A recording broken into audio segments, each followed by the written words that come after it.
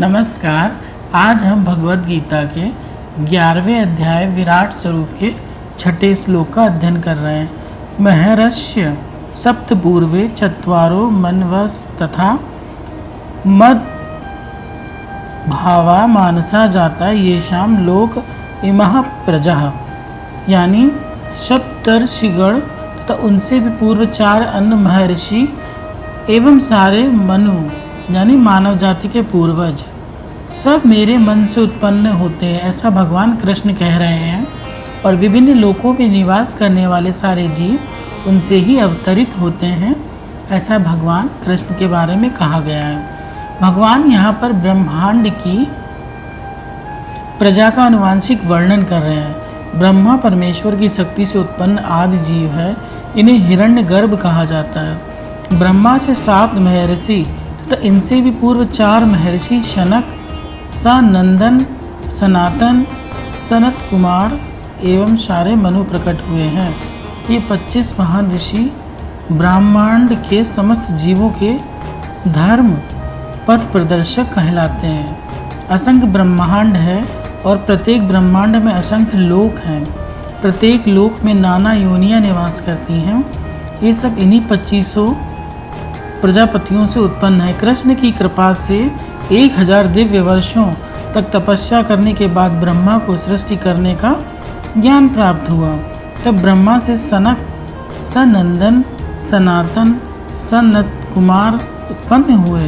इनके बाद रुद्र और सप्तऋषि, और इस प्रकार भगवान की शक्ति से सभी ब्राह्मण और क्षत्रियों का जन्म हुआ।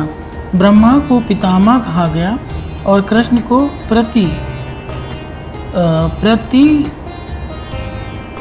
प्रपितामह कहा गया।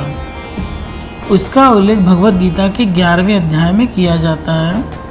एतम विभूति योगम च मम यो वेत्ति तत्वतः सो अविकल्पेन योगेन पूज्यते नात्र संशयः।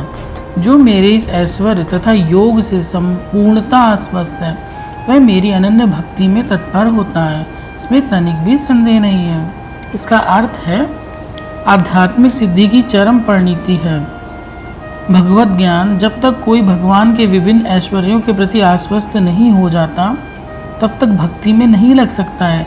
सामान्यतः लोग इतना तो जानते हैं कि ईश्वर महान है, किंतु ये नहीं जानते वो किस प्रकार महान है, उसमें से क्या गुण है जिससे वो महान है। यहाँ पर उसका विस्तृत वर्णन किया गया। जब कोई जान लेता है कि ईश्वर कैसे महान है, सहज ही शरणागत होकर भगवत भक्ति में लग जाता है। भगवान के ऐश्वर्यों को ठीक से समझ लेने पर शरणागत होने के अतिरिक्त कोई भी विकल्प नहीं होता, अर्थात वो जो व्यक्ति है भगवान की शरणागति को ग्रहण करता है। ऐसा वास्तविक ज्ञान भगवद गीता, श्रीमद् भागवत तथा अन्य ऐसे ही ग्रंथों से प्राप्त किया जा सकता है। इस ब्रह्मांड के संचालन के लिए विभिन्न लोकों में अनेक देवता नियुक्त हुए हैं। इनमें ब्रह्मा, शिव, चारों कुमार और अन्य प्रजापति प्रमुख हैं। ब्रह्मांड की प्रजा के अनेक पितामह भी हैं, वे सब भगवान कृष्ण से उत्पन्न हुए। भगवान कृष्ण समस्त पितामहों के आदि पितामह हैं। ये रहे परमेश्वर के कुछ ऐश्वर्य। जब मनुष्य को इन पर अटूट विश्वास हो जाता है, तो अत्यंत श्रद्धा समेत संशय रहित होकर कृष्ण को स्वीकार करता है और भक्ति करता है।